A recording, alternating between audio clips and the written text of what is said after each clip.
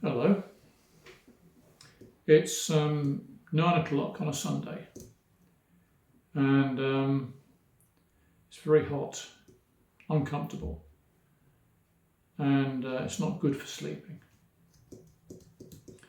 Anyone who knows me knows that I'm not a doctor or a nurse or an expert, intellectual or politician, and thank God I'm not one of those.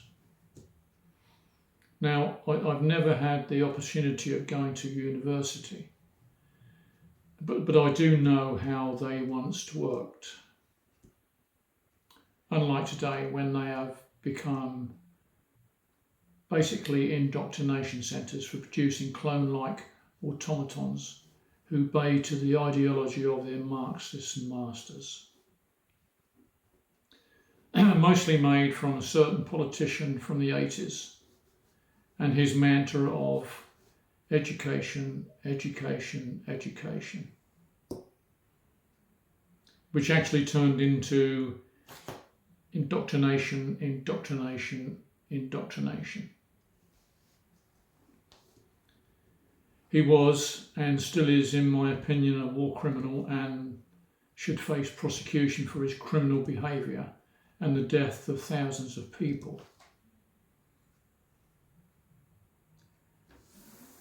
We, in our society, we have to be deluded to work with the shackles imposed by the society we have become. I feel like just an observer of people, and I'm looking at the mess we are being led into by mediocre politicians, mediocre people, haven't got a clue what is really going on and what is good for the nation. We seem to have been the whole Western civilization. It seems to be taken over by mediocre people who seem to be obeying a certain agenda from somewhere. I don't know where. It's a crazy world we live in. Since the beginning of the 21st century, we have seen a new morality that has risen from the enlightened new elite. It has become far more irrational and hypocritical than any other previous religion, order in any of its dogma. And with the rise of the woke culture, which she seemed to be gripped into this woke culture, society has fallen prey to implicit and explicit rules that make every detail of human interaction more difficult and will eventually tie itself in a bigger knot than it can untangle, ever. University used to be a place for debate and study.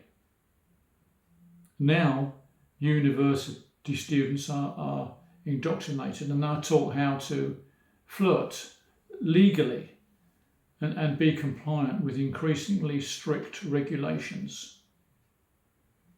Some universities insist that sex is only legal if written permission is given in advance and a contract must be signed prior to any dating process. Well, that sure takes the romance out of the equation. Jesus. What is going on? Other universities insist that nude figures from bygone art must not be posted on social media in case they offend somebody. What a joke to stifle the art of part masters. Netflix apparently has just introduced a new rule stipulating that eye contact between employees must not exceed 5 seconds and written permission must be obtained before obtaining someone's phone number. Good luck with that. The new normal has become so stringent that even suggesting there is a physical difference between men and women can be considered a violation of sexual integrity.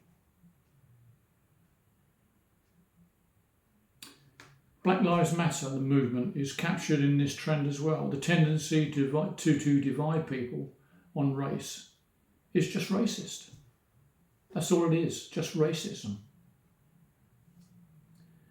And the climate movement has also given rise to a new category of crimes. Here in England now, wood-burning stoves have become social outcasts and are frowned upon by the Green Revolution. We must all be aware of our carbon footprint, unless, of course, you're like Prince Charles or his sons flying everywhere in their private jets and lording it up with the cronies. Privileged people indeed. It's a big club, and we're not in it. Reducing our carbon footprint is taken to such extremes, and yet nothing is said of internet use.